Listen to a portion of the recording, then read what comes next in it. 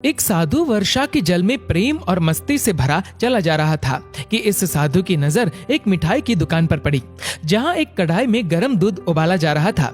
तो मौसम के हिसाब से दूसरी कढ़ाई में गर्मा गर्म जलेबियां तैयार हो रही थी। साधु कुछ क्षणों के लिए वहां रुक गया। शायद भूख का एहसास हो रहा था या मौसम का असर था। साधु हलवाई की भट्टी को बड़े गौर से देखने लगा। साधु कुछ खाना चाहता था, लेकिन साधु की जेब ही नहीं थी तो पैसे भला कहां से होते। साधु कुछ पल भट्टी से हाथ सेकने के बाद चला ही जाना चाहता था कि नेक दिल हलवाई से रहा न गया और एक प्याला गर्म दूध और कुछ जलेबियां साधु को दे दी। साधु ने गर्म जलेबियां गर्म दूध के साथ खाई और फिर हाथों को ऊपर की ओर उठाकर हलवाई के लिए प्रार्थना की, फिर आगे चल दिया। साधु बाबा का पेट भर चुका था।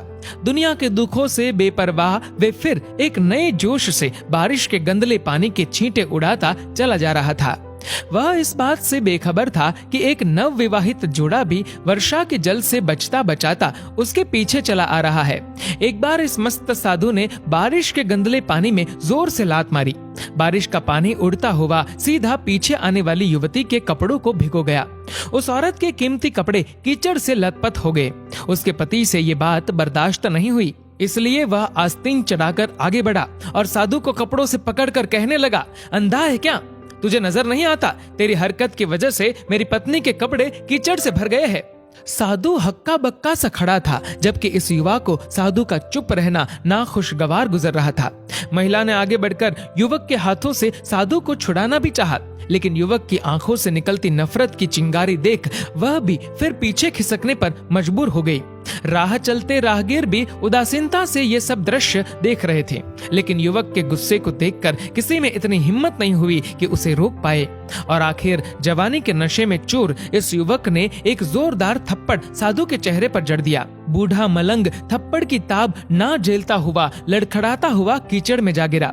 युवक ने जब साधु को नीचे गिरता देखा तो मुस्कुराते हुए वहां से चल दिया। बूढ़े साधु ने आकाश की ओर देखा और उसके होठों से निकला, वाह मेरे भगवान, कभी गर्म दूध जलेबियां और कभी गर्म गर्म थप्पड़, लेकिन जो तू चाहे मुझे भी वही पसंद है।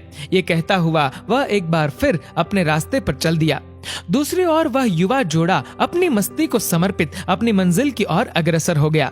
थोड़ी ही दूर चलने के बाद वे एक मकान के सामने पहुंचकर रुक गए। वह अपने घर पहुंच गए थे।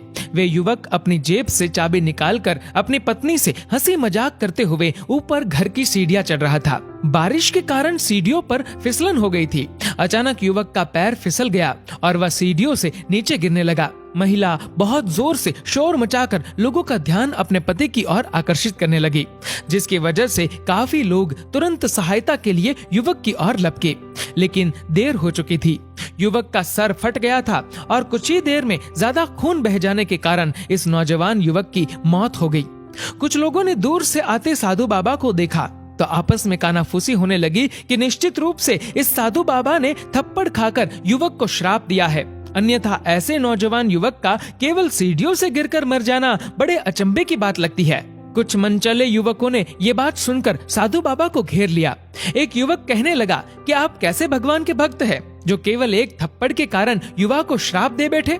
भगवान के भक्त में रोष व गुस्सा हरगिज नहीं होता।